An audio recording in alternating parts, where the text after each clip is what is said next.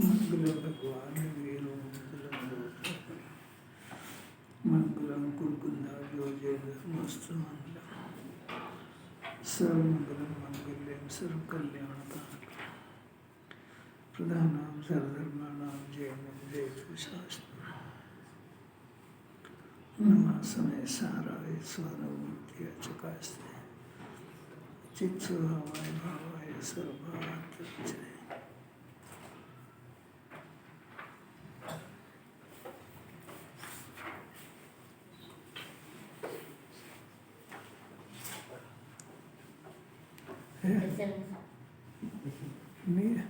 है ना।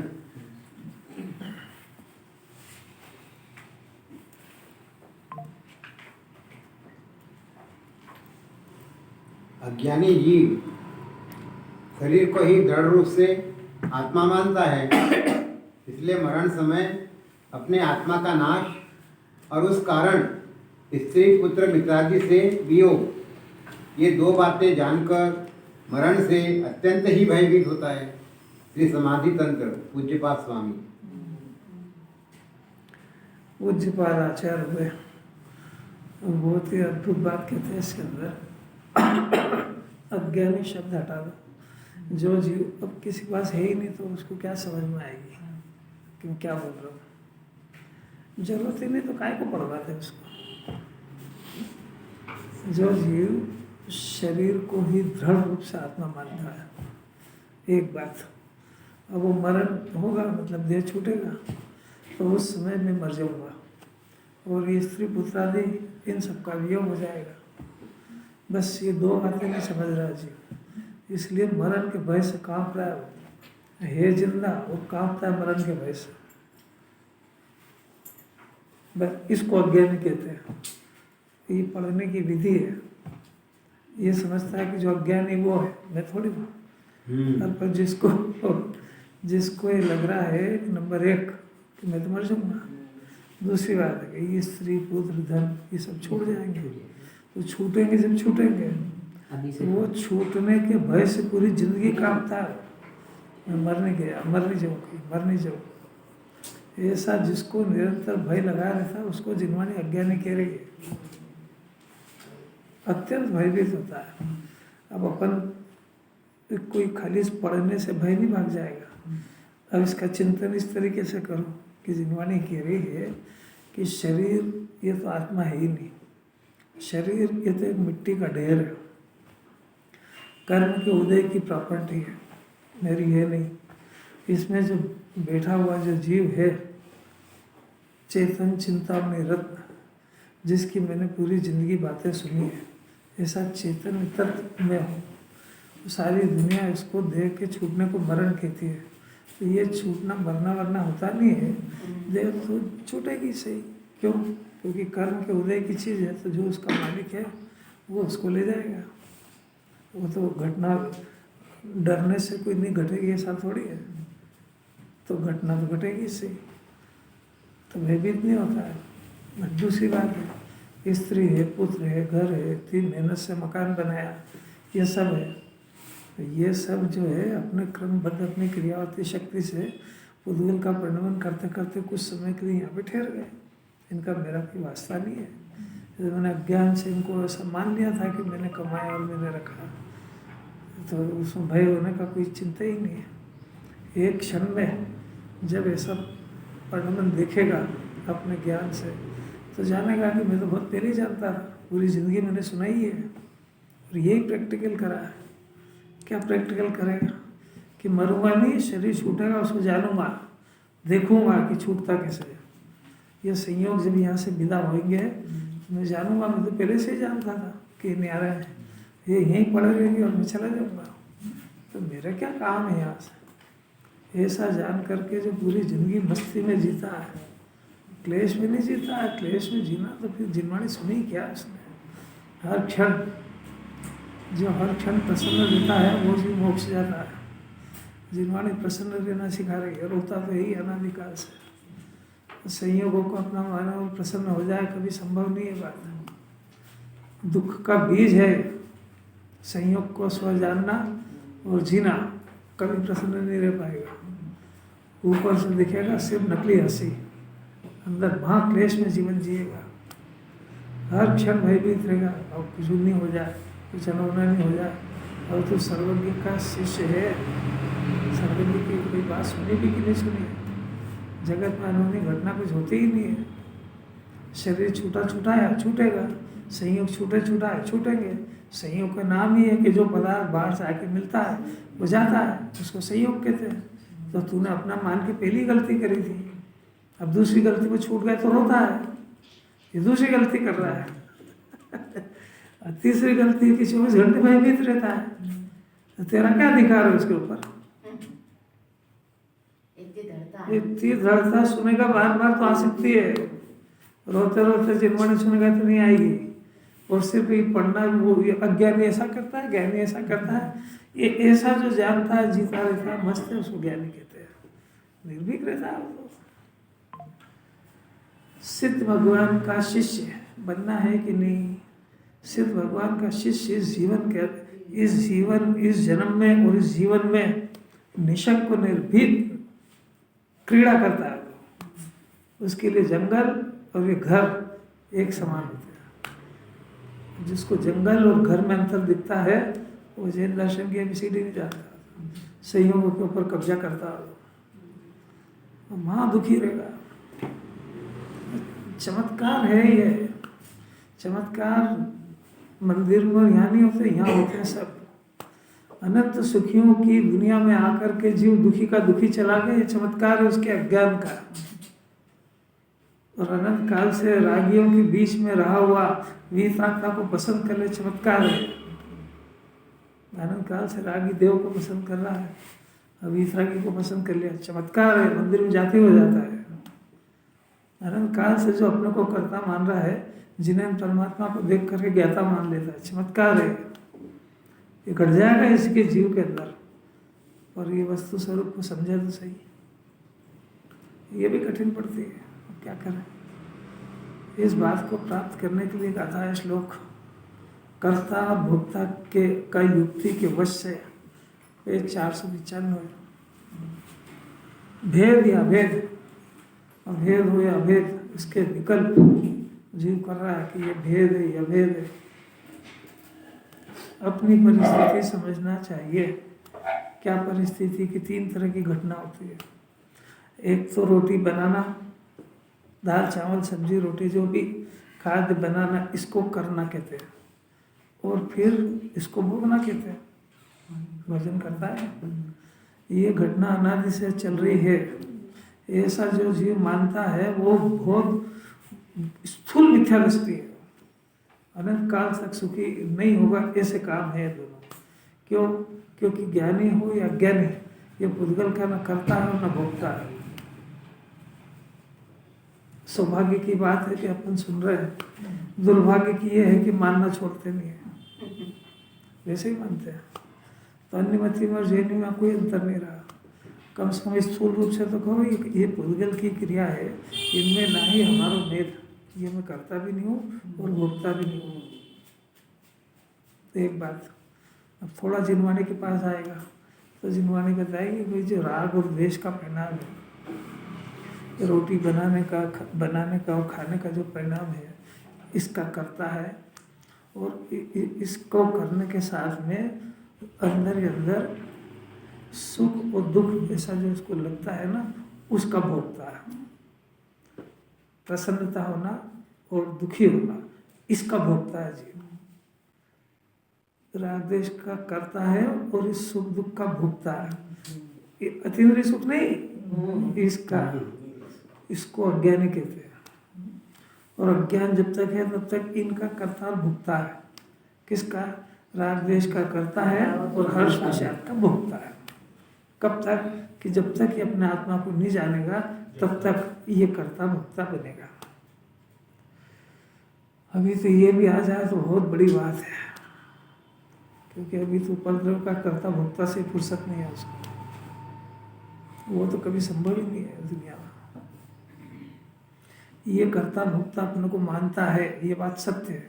इसका नाम मिथ्या दर्शन है, क्योंकि राग द्वेष करना जीव का स्वभाव नहीं है। और हर्ष विषाद का भोगना भी जीव का स्वभाव है। हर्ष और विषाद, ये हर्ष होने प्रसन्न, विषाद होने दुखी होना, तो अपने दुख और सुख इसकी सत्ता उद्गल के हाथ में सौंप दी उसने। ये दो बात अब थोड़ी और जिनवानी पड़े। ये आगम बताएगा, ये आगम पढ़ने पर पता लगेगा कि मेरी मर्यादा राग द्वेष करने तक है और हर्ष विषाद करने तक है, पर द्रव्य को छूने का मेरे को अधिकार नहीं है। ये आगम से बताएगा। जिसको भी इतना मंजूर नहीं हो रहा वो अभी आगम का भी जानकार नहीं है। जो परद्रव्य का कर्ता भोक्ता है वो तो जैन दर्शन में एंट्री नहीं, उसकी तो क्रॉस। वो चाहे जितनी पूजा करे, चाहे जो करे, जैन दर्शन में उसकी एंट्री नहीं है ना। भगवान बनने की क्लास अटेंड करने की पीएमटी क्लियर ही नहीं कर पा रहा वो। इतना आगम से पढ़े उसके बाद भी सुख ही नहीं होएगा, क्योंकि राग द्वेष को कर्तव्य समझ रहा है और हर्ष विषाद को स्वभाव समझ रहा है। पहले इतनी बात समझ में आई क्या? इससे संबंधित हो तो ही प्रश्न करना। ये मिथ्या दृष्टि भी है कि नहीं? आप तो मिथ्या इसमें भी कोई सर्टिफिकेट चाहिए क्या? ये लक्षण नहीं दिख रहे हैं क्या? ये और क्या कह रहे हैं? मैंने ये जीव डॉक्टर से पूछ रहा था मेरा पेट दुख रहा है कि नहीं, तो तू आया काहे के लिए? तेरे पेट का दर्द तेरे को मालूम है या उनको मालूम है? तू यहाँ जो शिकायत कर रहा है ये तू स्वस्थ है कि बीमार है, कोई पूछने की बात है? ही नहीं मान रहे अभी हम, तो कहाँ से मिथ्या दृष्टि? तो फिर सम्यक दृष्टि मान लो, फिर क्या केस ही खत्म हो गया। फिर क्या, दो ही तो अवस्था होती है, तो जीव सम्यक दृष्टि होता है, मिथ्या दृष्टि होता है। अब मिथ्या दृष्टि सम्यक दृष्टि की परिभाषा ही समझ जाए जन्म तो बहुत है। जो वस्तु स्वरूप से विपरीत जानता है, सोचता है, विचारता है, वो मिथ्या दृष्टि है। और जो वस्तु स्वरूप के अनुसार जानने लगा, सोचने लगा, विचारने लगा, जिसने अपने माथे पे सर्वज्ञ को बिठा लिया पगड़ी की तरह, उसके हर फैसले के लिए इस पगड़ी की तरफ देख करके अपने फैसले करता है, वो सम्यक दृष्टि है। और जो अपने ईश्वर को मानते हैं सम्यक दृष्टि, सर्वज्ञ परमात्मा अनंत सुखी वीतरागी, इनको मानते ही नहीं है, तो वो तो अपनी बुद्धि के अनुसार मानेगा। तो बता तो दिए उसके चिन्ह कि शरीर में हूँ, मैं रोटी खाता हूँ, भूख मेरे को लगती है, 5 इंद्रिय के विषय में सुख है, ये परिवार मेरा है, मैं इनके आश्रित जीता हूँ, ये मेरा आश्रित जीते हैं, जवानी में मैं इनको पालता हूँ, बुढ़ापे में ये मेरे को पालेंगे, और बीमार होंगे तो डॉक्टर के पास जाएंगे, ये ले जाएंगे, हाँ ले जाएंगे, तेरे को स्लाइन चढ़ाएंगे, वहां पे अस्पताल में मरेगा, ये करेंगे। तो समझते हैं मिथ्या दृष्टि क्या कह दिया, वो मिथ्या दृष्टि क्या होता है? मिथ्या दृष्टि मैंने जिन्हें परमात्मा ने कह दिया कि अभव्य जीव अनंत काल जन्मेगा और मरेगा, अभी से मनुष्य पर्याय में समझने का अवसर है, उसके बाद 1 इंद्रिय 2 इंद्रिय कीड़ा मकोड़ा बनेगा। वहां पे नारकी को जिनवानी सुनने की फुर्सत नहीं है, दुख भोगने से फुर्सत नहीं है, वहां सुनने का कोई चांस नहीं है। देव में 5 इंद्रिय के विषय भोगने से फुर्सत नहीं, इसलिए वहां भी जिनवानी सुनने नहीं जाता है। वो तो तत्व के संस्कार वाला सम्यक दृष्टि उसकी अलग बात है, सामान्य जीव नहीं जाता है। 2 बात, तीरेश में भी दुख का पार नहीं है और वहाँ इतनी समझ भी नहीं कि जिनवानी समझ सके। 3 बात, और मनुष्य परिवार में जैनियों के अलावा अपनी निगाह में सारे जैनी पूरी समाज, कितने लोगों को तत्व की बात कान पड़ती है, उसमें आप कितने भाग्यशाली हो ये भी आपको समझ में नहीं आ रही है। ये सुनने वाला तो एक दिन सत्य तत्व को समझ के अपनी विचारधारा को बदल सकता है, पर सुनो, जो सोचो विचारो कि जिसको सुनने को नहीं मिल रहा वो क्या करेगा कि वो पशु और नार की जैसा जीवन जिएगा। यहाँ भी मनुष्य का चोगा पहन के 3 इंच का दुख पाएगा।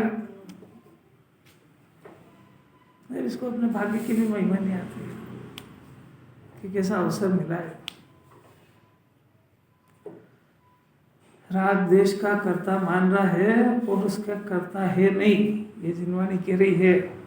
और जिनवानी सुनने के बाद फिर से अब पढ़े लिखा फिर से गलती करता है कि वो सुखी होने के लिए जिनवानी में वस्तु स्वरूप को बताया तो बौद्ध मत में पैदा हो गया, तो वैसा समझता है कि बस मैं मर जाऊंगा, ये परिणाम तो क्षणिक है, नाशवान है, मर ही जाऊंगा, तो परिणाम का मैं करता हूँ और एक समय बाद मर जाता है, मैंने मैं ही क्षणिक को नाशवान, वो भी अज्ञान है। अब एक पक्ष कहता है कि मैं तो शाश्वत हूँ, ये दोनों बातें जिनवाणी में कही है। एक द्रव्य की तरफ से कथन आता है, एक पर्याय की तरफ से आता है। जिनवाणी दोनों को समझाएगी, पहले दोनों को समझाएगी, इसका नाम है प्रमाण का विषय। इसमें से एक की श्रद्धा कराएगी, उसका नाम है नय। नय से सम्यक दर्शन होता है। तो ये दोनों को समझा करके एक की श्रद्धा करी जाती है और एक का ज्ञान कराया जाता है। तो त्रिकाली आत्मा की श्रद्धा करी जाती है और बदलती हुई दशा का ज्ञान कराया जाता है। तो जिनवाणी ने दोनों को स्वीकृत कराया, क्योंकि दोनों मिलकर के आत्मा है। अब ये जीव जल्दी में रहने की वजह से असली बात तो ये है कि लौकिक में भी पढ़ाई करने के लिए कलेक्टर, इंजीनियर, डॉक्टर, वकील वगैरह जो भी कुछ बनना हो, बड़ी बड़ी डिग्री, तो उसके अंदर पहली, दूसरी, तीसरी, चौथी सिस्टमेटिक पढ़ाई होती है पूरी। और जब जाके वो डॉक्टर, इंजीनियर वगैरह की क्लास में बैठने लायक होता है, वो जब ही जाकर के उसको उसकी बात समझ में आती है। अब ये मोक्ष मार्ग में ऐसा है कि शुरू से तो कोई अध्ययन करता नहीं, चाहे जिस सभा में आके, चाहे जिस विद्वान की क्लास में बैठ गया और फिर वो पठान प्रश्न करेगा। यहाँ वो बगैर समझे भगवान बनना चाहता है। ऐसे जीव को कहाँ से जिनवाणी समझ में आएगी। अब यहाँ तो बदलते हैं, एंगल बदलते जाते रहते हैं। अब कभी अज्ञान के नए से बोलेंगे, कभी एकदम जैन दर्शन से बाहर का बोलेंगे, कभी ज्ञानी का बोलेंगे, कभी क्या गलती हुई ये बताएंगे। अब इसको इतनी फास्ट अपने ज्ञान को भी बदलना पड़ेगा। ये तो समझता है बस अपन ने एक सीडी सुन ली, 2-4 प्रवचन पढ़ लिया, तो वही मुश्किल है। वो भी एक अनमने मन से कर्म के उदय में ला के पटक दिया तो सुन लेता है, कोई इंटरेस्ट थोड़ी है उसको। तो ये चिन्ह तो भगवान बनने के है नहीं है। बैठ जाओ, अपने मन को संतुष्ट कर लो, उसमें क्या है। क्योंकि वो उसके पास ये प्रश्न ही नहीं आ रहा है कि मैंने आज क्या ग्रहण करा, आज इतने सारे सिद्धांत आए, सो मैंने क्या ग्रहण करा और मैं किस जगह हूँ, क्या कह रहे थे राकेश जी, क्या कह रहे हैं?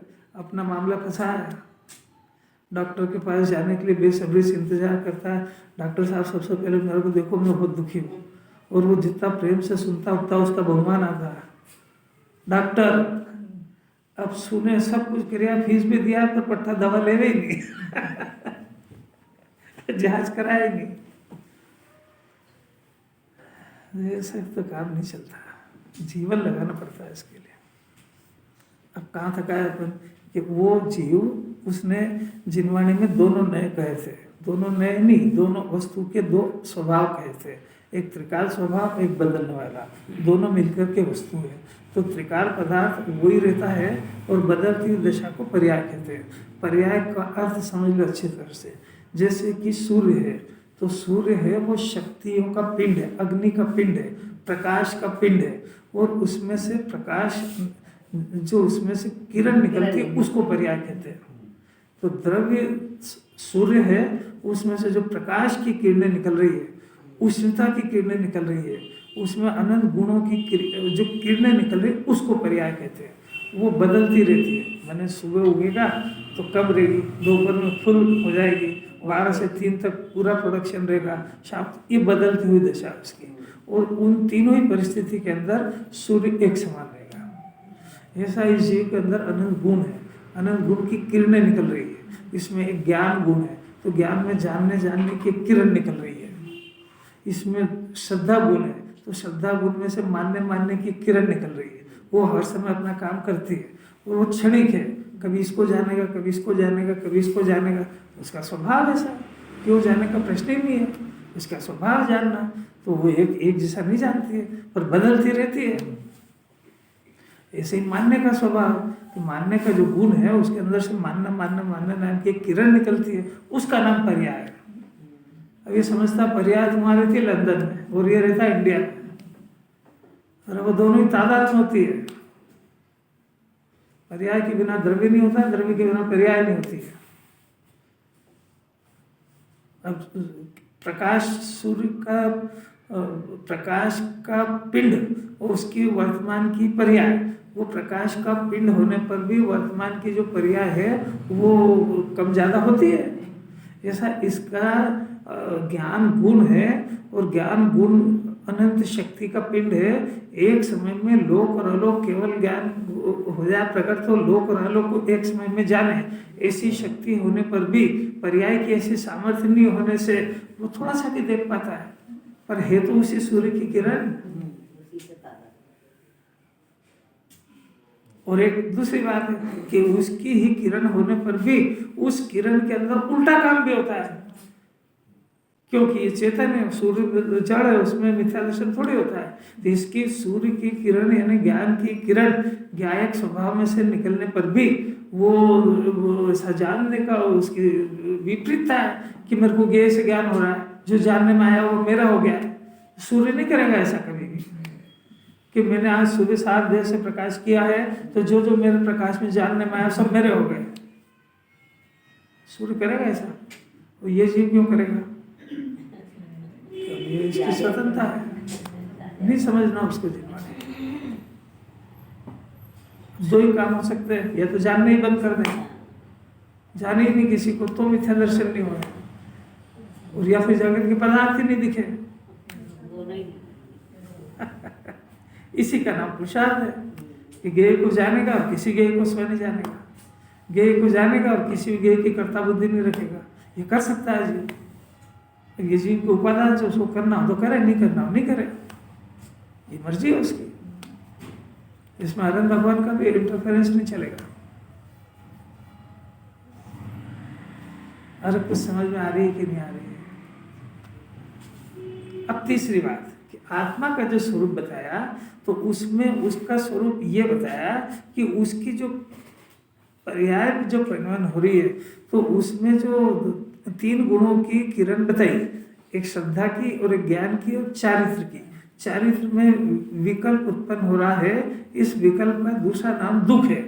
और ये जो विकल्प का नाम नहीं, विकल्प ही नाम है उसका, पर उसका लक्षण दुख है, ये होता है उसमें। तो ये उसकी विपरीतता है।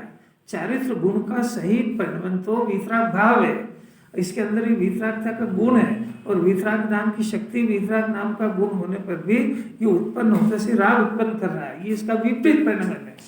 तो तीन गुण सही होने पर भी तीनों गुणों में विपरीत परिणमन चल रहा है।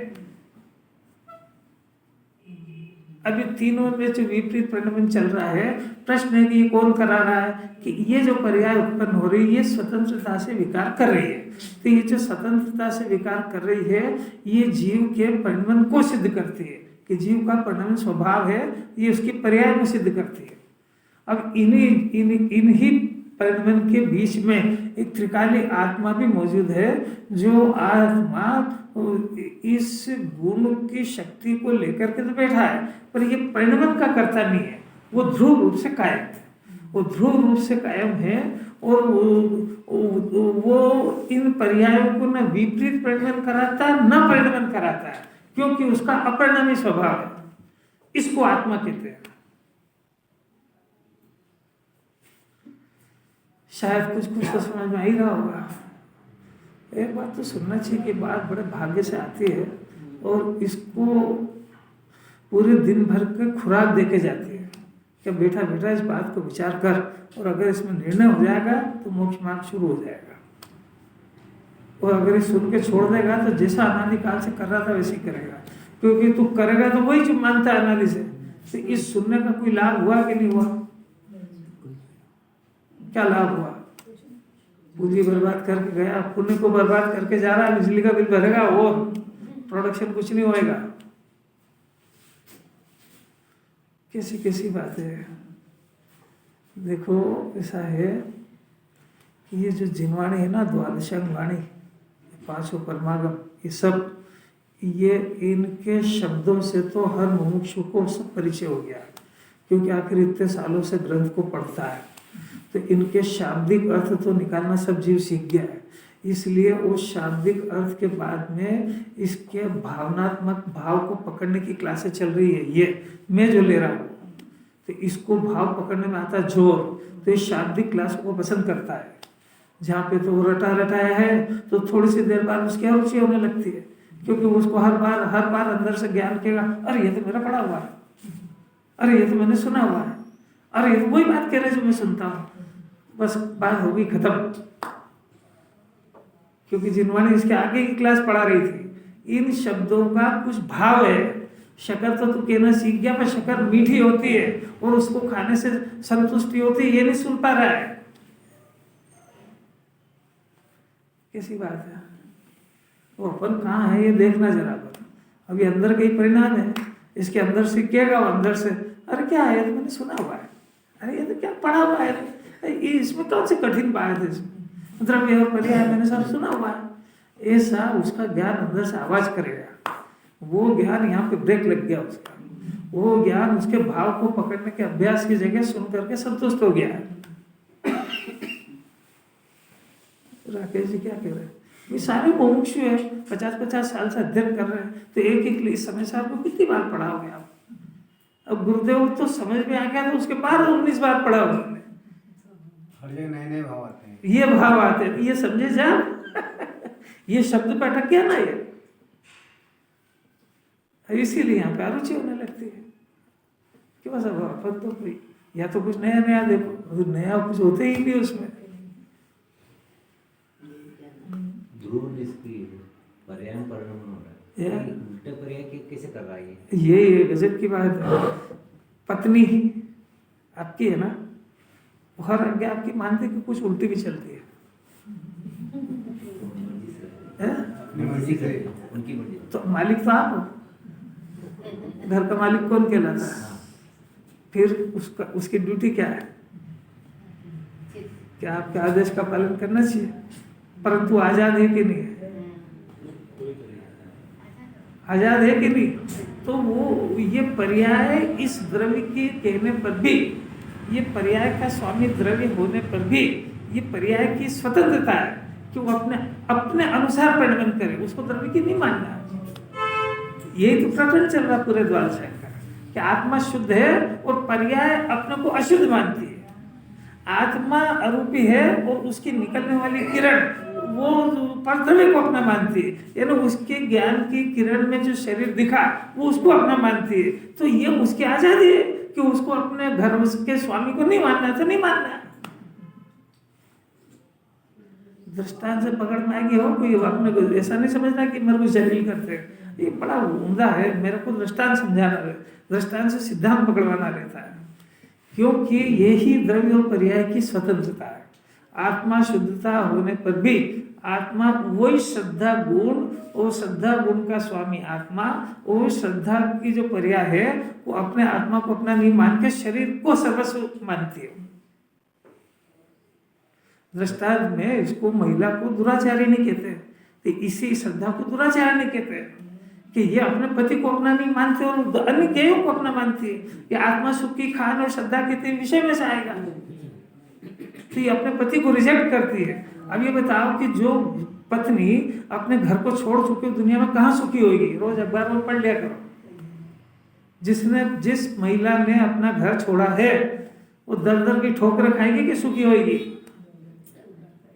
अरे बोलते तो जाओ, जब कुछ बात सुने है। तो इस श्रद्धा की पर्याय ने अपनी त्रिकाली आत्मा को छोड़ा है, इसलिए घर घर भटक रही है। ये गे मेरा, ये गेरा, ये मेरे को सुख देगा, ये सुख देगा, रोज सुना के आएगा भवन में जी भर घूम चुका। तो तूने परद्रव्य के पास गए काय को? सुख की खान तो आत्मा थी।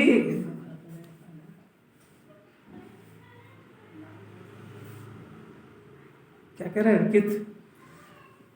कितने सालों में तो आज भूपेंद्र जी ने मुंह खोला, क्योंकि रोज इतनी डांट पड़ती, मत मुंह खुलवाने के लिए तो बोलते ही हूँ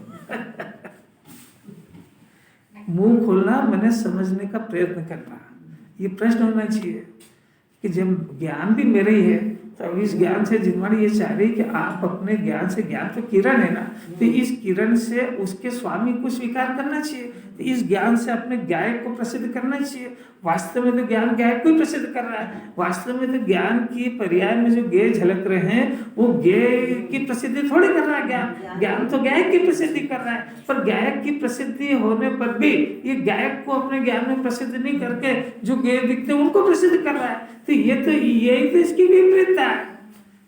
और ये विपरीतता कब तक चलेगी? कि जब तक इसको समझ नहीं है, जिस दिन समझ जाएगा छोड़ देगा। सरल लग रही कठिन?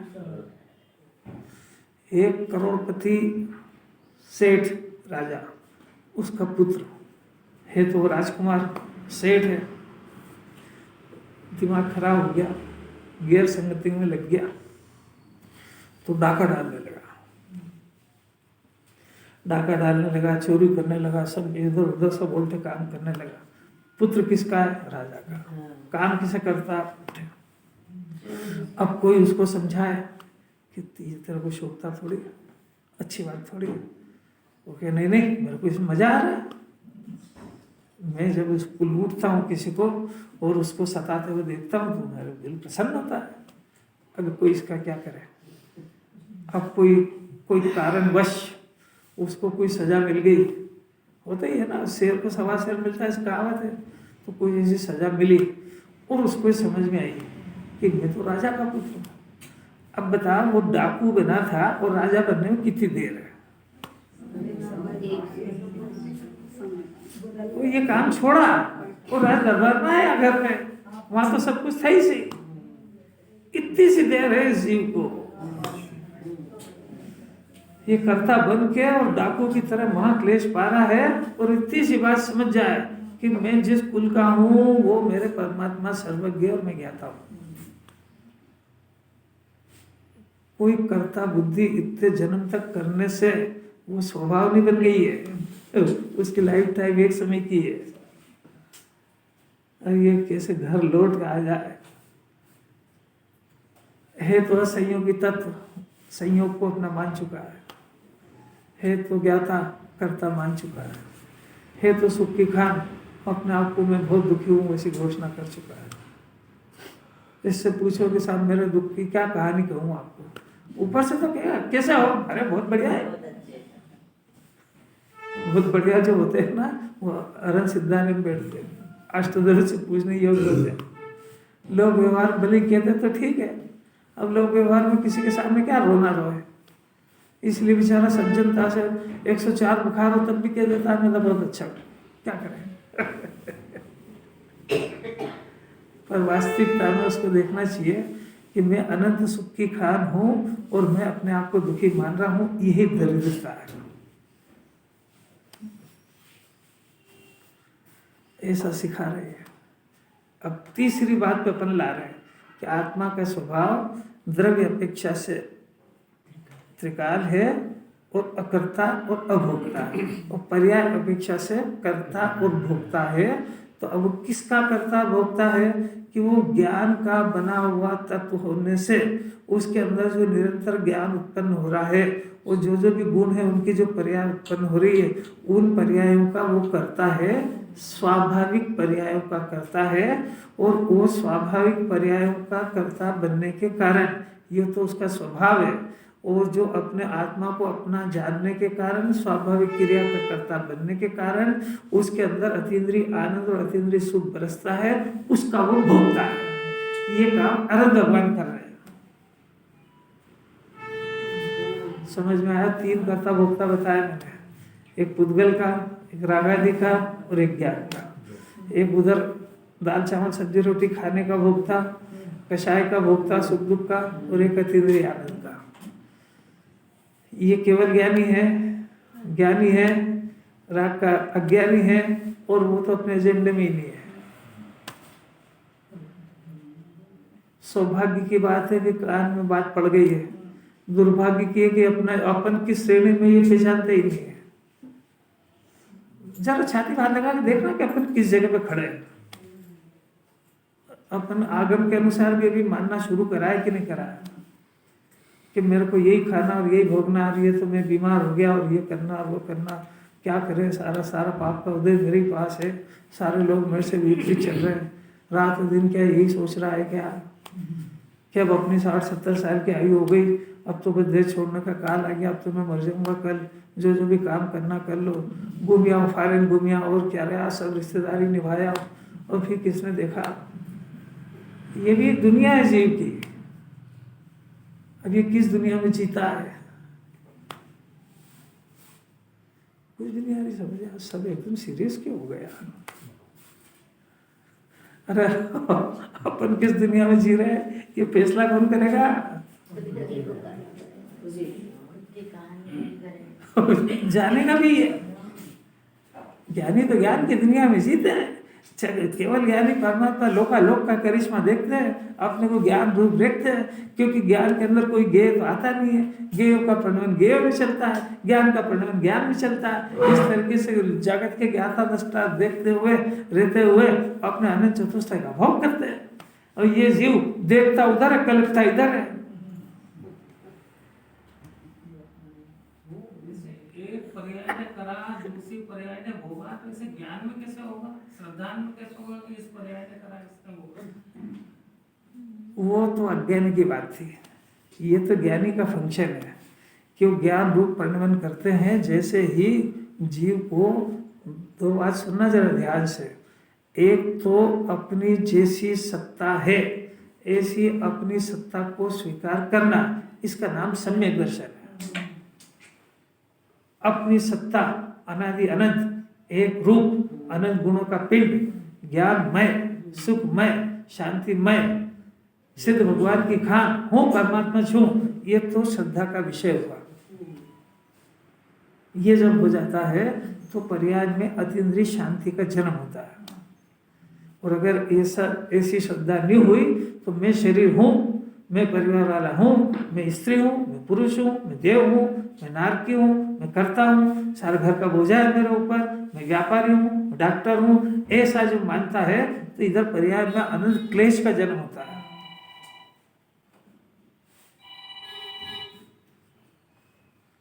और वही जरूरी काम है, ये थोड़ी जरूरी है। वही तो डिस्टर्बेंस है। ये कैसी बात है, अगर आपको दुख चल रहा है तो आप जानो कि मेरा श्रद्धा ज्ञान सही नहीं है। कैसी कैसी तो बात है। तो अब ये हुआ ना, तो अब देखो, जब इसने त्रिकाल आत्मा अपने को माना तो इसमें कुछ करने का है कि नहीं? कुछ भी करने का नहीं, क्योंकि इसमें तो अनंत गुण बने बनाए, किसी ने बनाया नहीं है, अपनी जीवत्व शक्ति से जीता है, अपनी शक्तियों का पिंड है, किसी ने बनाया नहीं, तो अपने लिए कुछ करने का रहा ही नहीं। तब कुछ नहीं करने का रहा तो अकर्ता रूप में रहता है। तो अब इसमें कर्ता तो क्या आएगा कि इसमें श्रद्धा में तो कुछ करने का बाकी रहा ही नहीं, कि अपने स्वरूप में सिद्ध भगवान जैसा अपने को मानता है। अब करने के अंदर जो इसके अंदर ज्ञान गुण और सब, इन गुणों में तो परिणमन चलेगा ना, तो चलेगा तो ज्ञान तो बस श्रद्धा तो अपना आत्मा को अपना मैं हूँ ऐसा मानती है, तो हर पर्याय अपने को परमात्मा रूप से स्वीकार करते रहती है। ऐसे पर्याय नष्ट होती है, फिर अपना आत्मा को अपना मानती है, ऐसे अनंत अनंत काल तक चलेगा। सम्यक दर्शन होते से सिद्ध तक ऐसे कैसे ही चलेगा। अरहंत तो सिद्ध अपने को क्या मानते हैं कि अपने को आत्मा मानते हैं, वो अरहंत सिद्ध नहीं मानते अपने को। और मैं मुनि हूँ, मैं आचार्य हूँ, मैं उपाध्याय हूँ, तो वहीं का वहीं है, वो आत्मा है, वो भूल गया। अब दूसरी बात है ज्ञान गुण के अंदर, तो ज्ञान गुण के अंदर जानना, पहले इस गेय को जाना, इसको जाना, इसको जाना, तो जानना जानना बदल रहा है कि नहीं? पर ये जानना जानना बदलने पर भी कभी इसको उस जानने के काल में भी जानने वाला तो रहा कि नहीं रहा। तो जानने वाला जानने वाले को भी जानता है और उन गेयों को भी जानता है, पर इन गेयों से जानना हो रहा है ऐसा नहीं जानता है, और ये ऐसे ही जानता है। क्या जानता है कि एक तो जानने वाले को नहीं जानता है। अरे किस घड़ी में ऐसा पुण्य हुआ होगा जो ये बात है इसके कान में पड़ रही है। इसको महिमा आए कि नहीं आए, जिनवाणी को तो पता है कि भोला वो जीव है, इसको पता नहीं है कि मनुष्य चली जाएगी। जैसे कोई बालक है गलत काम करने लगा तो माँ बाप जानते हैं कि इस काम का फल ही जीवन भर दुख पाएगा, तो वो तो बहुत करुणा करके मारते भी है, डांटते भी है, सब कुछ कराते हैं। उसके अंदर हित किसका है कि हित बालक का है, पर बालक समझता नहीं कुछ। ऐसा ये जीव समझता नहीं है। और जिनवाणी को कुंदाचार्य को तो बहुत करुणा है, ज्ञानियों को बहुत करुणा है कि ये बात जगत के अंदर एक शब्द भी नहीं है कि ये जीव जानने वाले को नहीं जान की चार गति भटका है। ये जानने वाले के स्वभाव को नहीं जानने के कारण ही कर्ता बुद्धि घुसी है। ये अरूपी आत्मा को नहीं जानने के कारण ही शरीर के गले पड़ा है। ये अपने स्वभाव को भूलने से कहना तो सब सीख गया है कि चौथे पंचम गुण स्थान अंदर, छठे गुण स्थान के अंदर मुनिराज को कितना दुख है कि जितना जितना इंद्रिय आनंद है उतना उतना सुख है, जितनी जितनी कषाय है उतना उतना दुख है। तो आप कषाय से दुखी हो कि संयोग से? बोलो, किसने सुना है? मैंने जो बोला है, आप कषाय से दुखी हो कि संयोग से? अंदर झांक के देखो।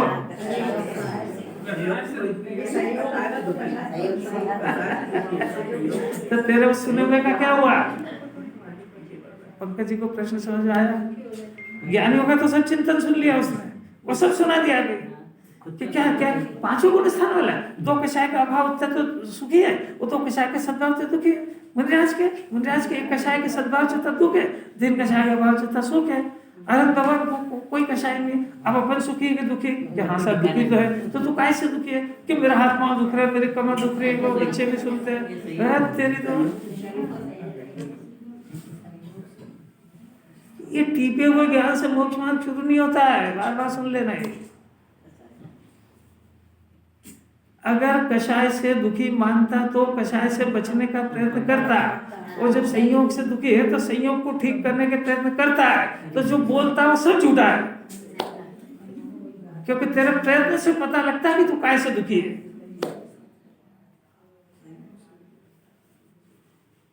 कौन सी क्लास में बैठा अभी? केजी में आ गया कि एमए में आ गया?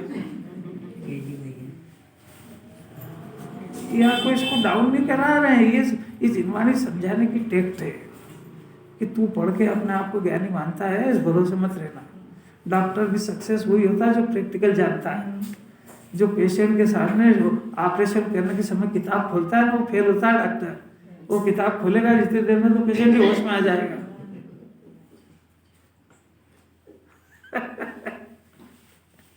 यहाँ जो जिनवानी समझा रही है ऐसा सब प्रैक्टिकल चाहिए। वहाँ किसी इसको जब आत्मानुभूति का काल जब इसको बताएंगे तभी अगर किसी को बताने वाले को अगर इसने याद कर लिया तो हमें 2 भटक जाएगा। कोई भी हो, यही देवशास्त्र गुरु हो, जब तब क्या समझा इसको? मोक्ष मार्ग प्रकाशक रहस्यपूर्ण चिट्ठी, उसमें लिखा बनारसी दास जी ने कि ये जीव प्रैक्टिकल करता है तो दो काल होते हैं। एक होता है आत्मा को समझने का काल, उसको कहते हैं अन्वेषण काल। और फिर दूसरा होता है आत्मा के आनंद को भोगने का काल, उसको कहते हैं प्रैक्टिकल का आराधना काल।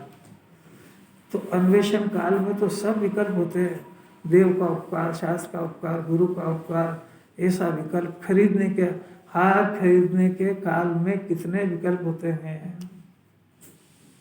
जैसे अब हार वार का तो पैसे ही नहीं तो क्या खरीद। साड़ी तो खरीदते हो, दुकानदार का माथा खा जाएगा। कोई खरीदने के काल में विकल्प होते हैं कि नहीं?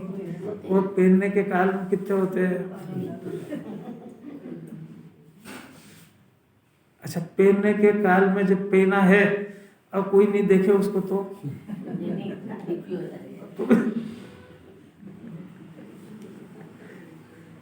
कैसी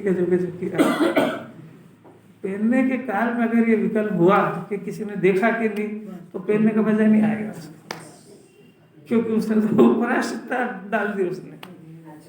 या तो उसने जो हार पहना है उसका आनंद वो होता है। ऐसा के ऐसा ही आत्मा के विकल्प में सब समझाते हैं। कर्ता भी है, भोक्ता भी है, अकर्ता भी है, अनंत गुण भी है, श्रद्धा का ये काम है, ज्ञान का ये, चारित्र का ये भेद है, यह भेद है, सब समझाएंगे। अन्वेषण काल है, पर अब इसको सबको खत्म कर दो और जो उसका आनंद है वो भोग। उस भोगने के काल का जब अवसर आ गया, उस समय में अगर गुरुदेव को याद कर लिया, पंच परमेष्टि को कर लिया, तो वापस से वही आ जाएगा जहाँ था। ये जितनी भी बातें चल रही है ये सब अन्वेषण काल की आराधना के लिए चल रही है। अब ये अन्वेषण काल के बाद में आराधना करने की बजाय उसको याद भी करना पसंद नहीं करता, इतनी अरुचि है इसको। अब सब तो समझा दिया, और क्या बचा? हो गया, अब तो काम हो गया पूरा।